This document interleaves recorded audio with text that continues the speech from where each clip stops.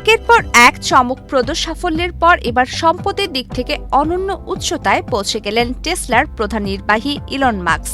বিশ্বের শীর্ষ এই ধনী ব্যক্তির নিট সম্পদ ৭০০ বিলিয়ন বা ৭০,০০০ কোটি ডলার ছাড়িয়েছে। ইতিহাসে এবারই প্রথম কারো সম্পদ ৭০০ বিলিয়ন ডলার ছাড়ালো। মূলত ডেলওয়ার সুপ্রিম কোর্টের একটি ঐতিহাসিক রায়ের পর তার মোট সম্পদের পরিমাণ বেড়ে দাঁড়িয়েছে ৭৪৯ বিলিয়ন ডলারে, আর এটি তাকে বিশ্বের প্রথম ৭০০ বিলিয়ন ডলারের ধনী হিসেবে প্রতিষ্ঠিত করেছে। ফোর্বসের বিলিয়নিয়ার ইন্ডেক্স অনুযায়ী আদালত মাস্কের বাতিল হয়ে যাওয়া ১৩৯ বিলিয়ন ডলারের টেসলার শেয়ার অপশন পুনরায় বহাল করার নির্দেশ দিয়েছেন।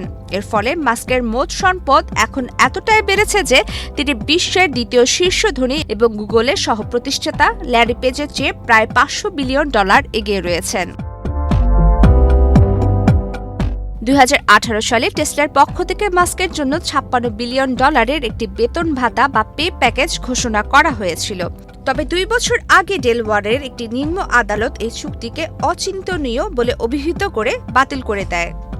গত শুক্রবার ডেলওয়ার সুপ্রিম কোর্ট সেই আদেশ বাতিল করে জানায় ২০২৪ সালের রায়টি মাস্কের জন্য অনুচিত এবং অন্যায্য ছিল।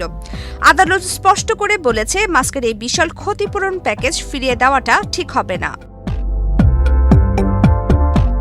এদিকে চলতি সপ্তাহের শুরুতেই মাস্ক বিশ্বের প্রথম ব্যক্তি হিসেবে ৬০০ বিলিয়ন ডলারের সম্পদের মাইলফলক স্পর্শ করেছিলেন।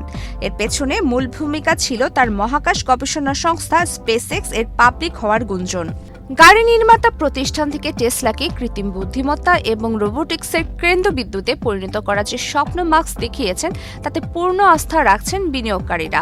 গত নভেম্বরে টেসলার শেয়ার হোল্ডাররা মাস্কের জন্য আলাদাভাবে $1 ট্রিলিয়ন ডলারের একটি বিশাল বেতন পরিকল্পনা অনুমোদন করেছেন, যা কর্পোরেট ইতিহাসের বৃহত্তম বেতন প্যাকেজ হিসেবে বিবেচিত হচ্ছে। প্রমিতি কিবরিয়া ইসলাম, বাংলাদেশ প্রতিদিন।